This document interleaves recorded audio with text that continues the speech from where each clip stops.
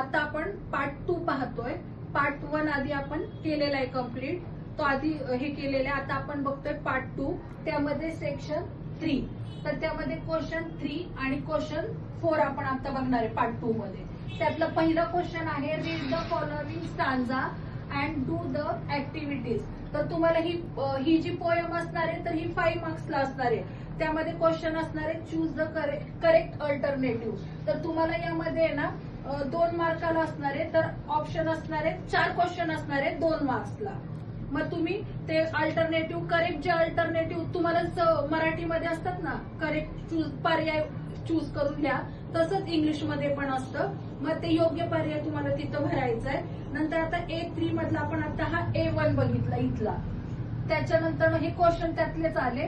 त्याच्यानंतर असणार आहे A मध्ये दुसरी पोयम असणार आहे. त्यामध्ये असणार आहे अप्रिसिएशन ऑफ द पोयम, तो 5 मार्क्सला असणार आहे.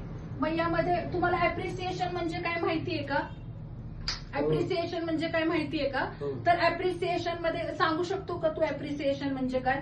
अप्रिसिएशन मध्ये अप्रिसिएशन मध्ये कवितेचे नाव, कवी, कवितेचा विषय आणि जोडणारे शब्द. Very good. तर आता त्याने बरोबर सांगितलं. तर अप्रिसिएशन त्यामधला A मधलाच क्वेश्चन 3 मधला B असतो. त्यामध्ये दुसरी पोयम असते. तर त्यामध्ये तुम्हाला पहिल्यांदा लिहायचं असतं नेम ऑफ द पोएट, म्हणजे त्याचे कवी कोण आहे ते खाली कवी दिलेला असतो आणि वरती दिलेलं असतं name of the poet. Title म्हणजे कवितेचं सुरुवातीला नाव द्यायचं, नंतर नेम ऑफ द पोएट म्हणजे कवी कोण आहे त्याचे खाली शेवटला दिलेलं असतं ते लिहायचं. रायमिंग स्कीम म्हणजे तुम्ही तो पॅसेज दिलेला असतो ना, त्याच्या खाली समजा से तर त्याला सेम मिनिंग वे असे रायमिंग वर्ड्स तुम्ही जे स्टांज असतात त्याच्या लास्टला असतात, तर मग ते शोधून घ्यायचे असतात. त्याच्यानंतर फिगर ऑफ स्पीच. जर समजा तुम्हाला फिगर ऑफ स्पीच कळाले नाही तर तुम्ही काय करा, फिगर ऑफ स्पीच सगळे स्पेलिंग पाठ करून सगळे घ्या, मग त्यातले जे बरोबर असतील ते बरोबर असतील. आणि त्याच्यानंतर तुम्हाला ही कविता आवडली नाही आवडली आणि सेंट्रल आयडिया असं तुम्हाला हा 5 मार्कला असतो. आता हा झाला आपला क्वेश्चन 3 कम्प्लीट. आता आपण जातोय section 4 sorry question A. Question 4 मध्ये A बघतोय आपण. त्यामध्ये read the following passage and do the activities 10 marks. आता हा जो पॅसेज आहे हा पॅसेज अनसीन असतो. जसं आपण मराठीची क्वेश्चन पेपर बघतो त्यामध्ये सुरुवातीला टेक्स्ट बुक मधले म्हणजे पुस्तकातले 2 पॅसेज असतात आणि पोयम झाल्यावर परत एक अनसीन येतो. तसंच इथं सुद्धा आता आपण पोयमचं बघितले 2 पोयम, एक प्रश्नोत्तर बघितली आणि इथं तुम्ही अप्रिसिएशन बघितलं.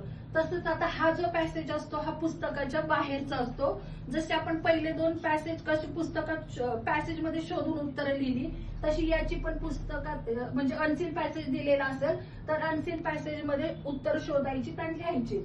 मग त्यामध्ये पहिलं फिल इन द ब्लँक्स 2 मार्क्सला आहे. कम्प्लीट द वेब डायग्राम यामध्ये तुम्हाला चार्ट दिलेला असेल तर ते शोधून उत्तर लिहायची तुम्हाला.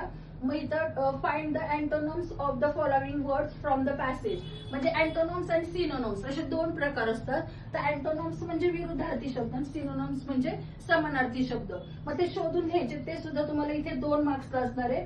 त्याच्यानंतर A4 असणार आहे डुएल डायरेक्टर, तो पण 2 मार्क्सला असणार आहे. आणि पर्सनल रिस्पॉन्स तर प्रत्येक ह्याच्यात पॅसेज मध्ये येणारच आहे. तुम्हाला मी बऱ्याच वेळा सांगितलंय पर्सनल रिस्पॉन्स जर तुम्हाला आला तर लिहायचं, नाही तर पॅसेज मध्येच त्याच्याशी संबंधित काही विषय महत्वाची माहिती आहे ती लिहायची आणि मग मनाची लिहायची. आणि B असणार आहे तो समरी रायटिंग असणार आहे. हा 5 मार्क्सला असणार आहे. समरी रायटिंग म्हणजे काय असतं, तुम्हाला आधीचा जो पॅसेज असतो त्यामध्ये तुम्हाला एखादा पॅसेज असतो. तर समजा आता उदाहरणार्थ कम्प्युटरवर एखादा पॅसेज आहे तर त्याची खूप सारी माहिती दिलेली असते, तर त्याची महत्वाची माहिती छोटी बनवून तुम्हाला कम्प्लीट करायची असते, ती असते 5 मार्क्सला.